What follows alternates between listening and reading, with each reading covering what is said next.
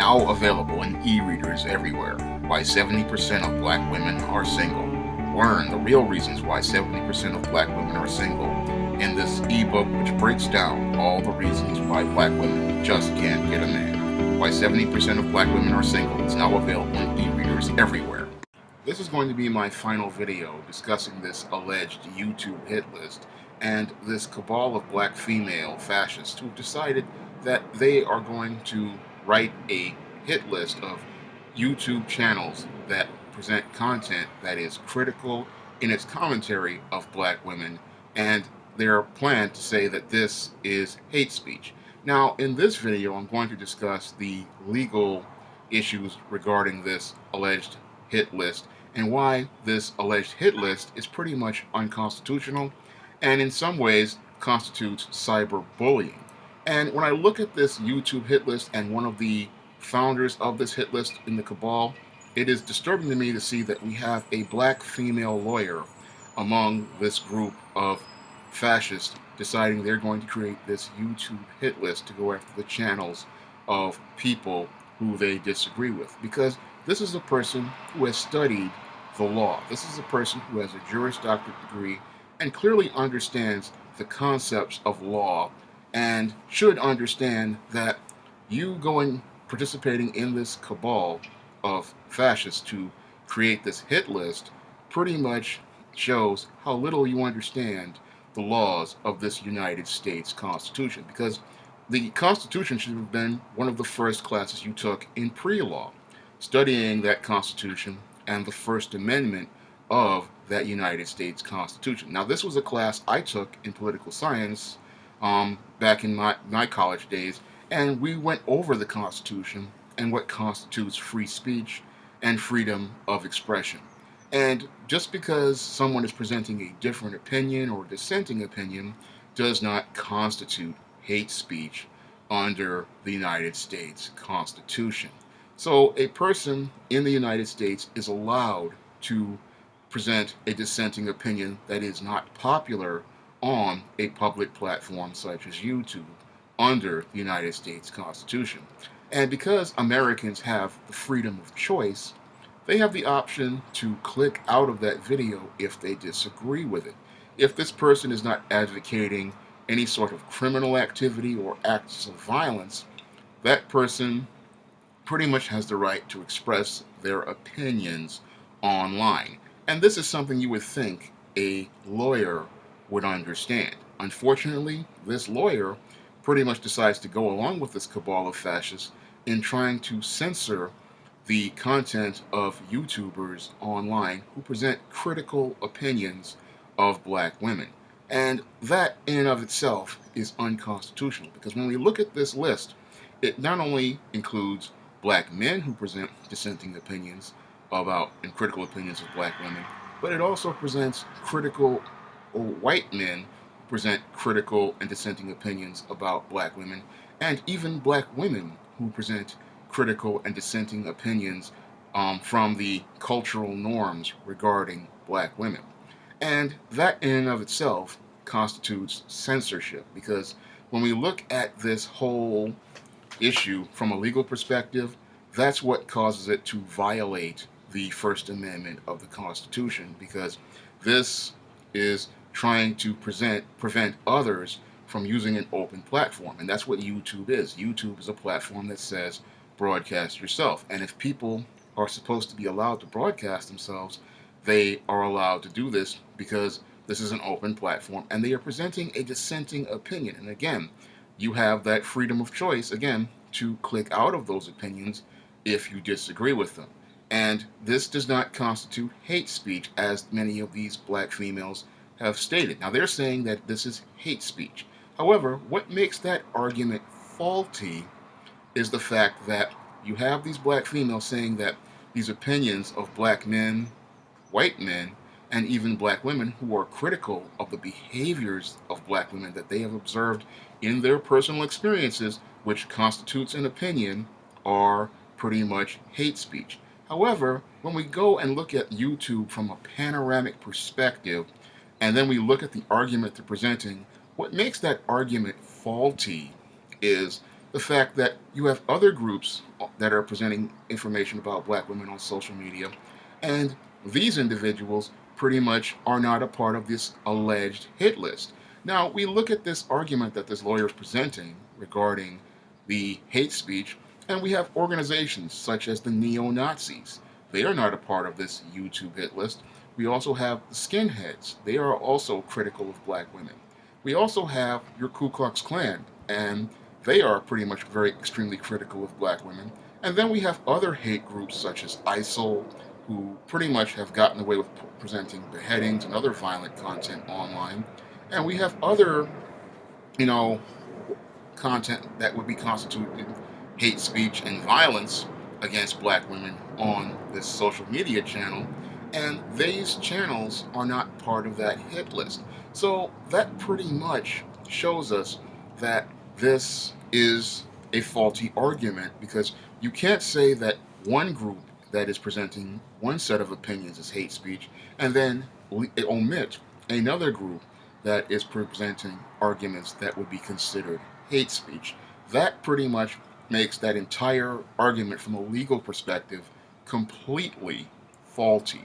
So when I look at that from the legal perspective, that's what makes that argument faulty. And it pretty much reinforces the point that this cabal of black females pretty much wants to censor those who present dissenting opinions that are critical of black women on this one social media platform, YouTube. And again, that's a faulty argument when you look at the larger picture of black females and how they are presented online. Because just because you don't like the critical opinions of black men, white men, and black women does not mean that this person is promoting hate speech. And when you look at the broader picture of online media, the same people, from a legal perspective, also have a faulty argument. Because if you're going to say that these people are presenting hate speech on YouTube and then also don't want to deal with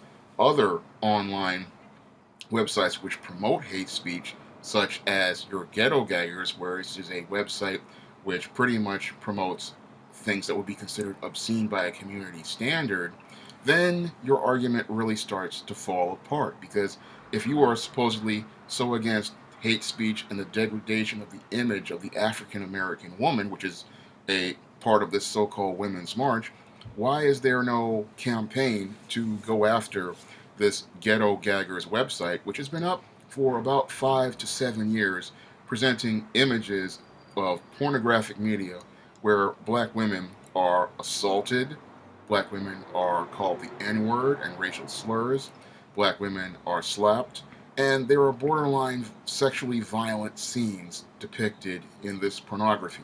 There is no challenge to this website in this so-called Women's March and this campaign to go against hate speech. Only on one social media platform known as YouTube is there this attack on dissenting opinions. And again, that pretty much proves how faulty the argument is in the context of the First Amendment and freedom of speech and freedom of expression. Just because a group of individuals do not like the arguments presented on that one social media platform does not constitute hate speech. And if you are going to go after alleged hate speech, that is a very broad umbrella, and you have to go after it on many more other social media platforms, such as Facebook and Vimeo and many other channels. And again, that's going to take a lot of work. And you would also have to go after filmmakers such as Malcolm D. Lee, who also presented what would be considered a degrading image to black women in his recent film, Girls Trip. Now, I know I'm really reaching with this argument, but here's the big problem with this so-called hate speech argument. This is a very broad umbrella term, and you can't say that just because you don't like something on one platform that you're going to just go after that on that one platform. If you really have a serious issue with this alleged degradation of the black female image and the opinions presented that are critical of black women, then you have to approach it from a broader perspective, because what one person would be considered a degrading image could be considered different in another person's opinion. And that's what makes going after these channels pretty much looking like a fascist witch hunt to censor opinions, because you're just going after one group of individuals, not trying to deal with the bigger picture overall. Because if you wanted to deal with trying to um, deal with this issue of black women's images being degraded and black people, saying that there are people saying bad things about black women, and that there's all this negative media, you would have to go after it from a larger perspective. And then also talk about these YouTube videos that feature black women fighting in fast food restaurants, black women twerking, and then black women pretty much going on these long rants about black men. Those could be considered hate speech as well. And that's what makes this a slippery slope, because you're talking about censoring people on a platform based on opinions. And opinions are pretty much protected under the First Amendment of this Constitution.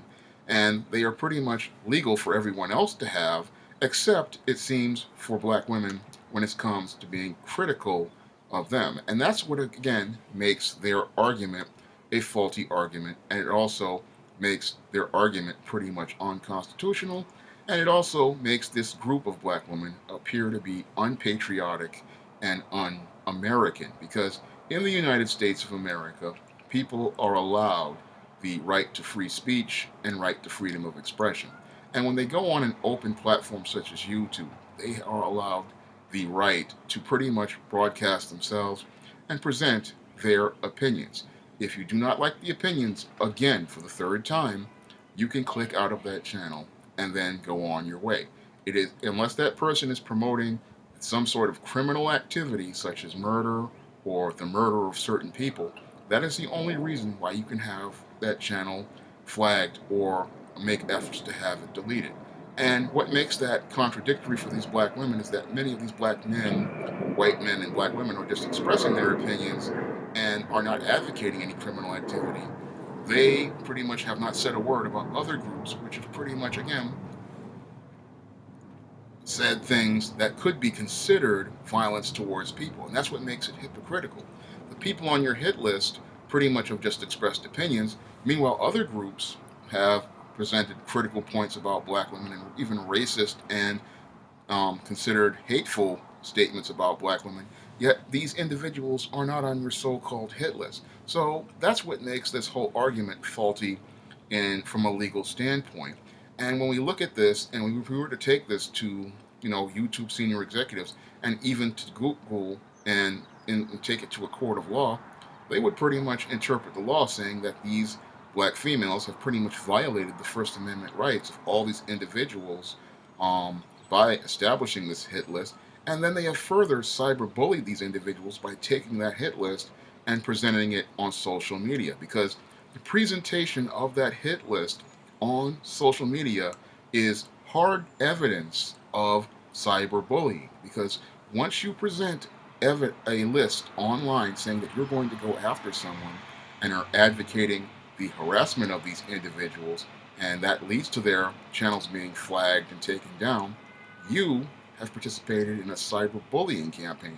And again, you would think a lawyer would understand this terminology from a legal perspective. I'm just a guy who publishes books, and I understand the law as it relates to free speech and freedom of expression, because as a publisher, I have to make sure that I follow those laws. But you would think someone who has the training in the law would understand these basic terms and basic terminologies, and would not want to participate in this sort of witch hunt against people just because they present dissenting opinions. It pretty much makes them look like a very incompetent lawyer, and makes them look like someone who does not understand their profession.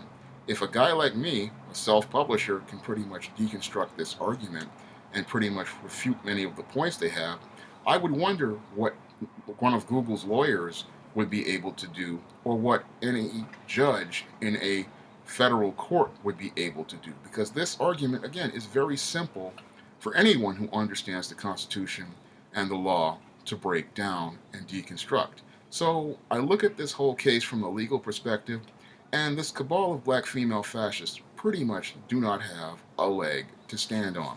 That's all I have to say for this video. You can comment, rate, and subscribe.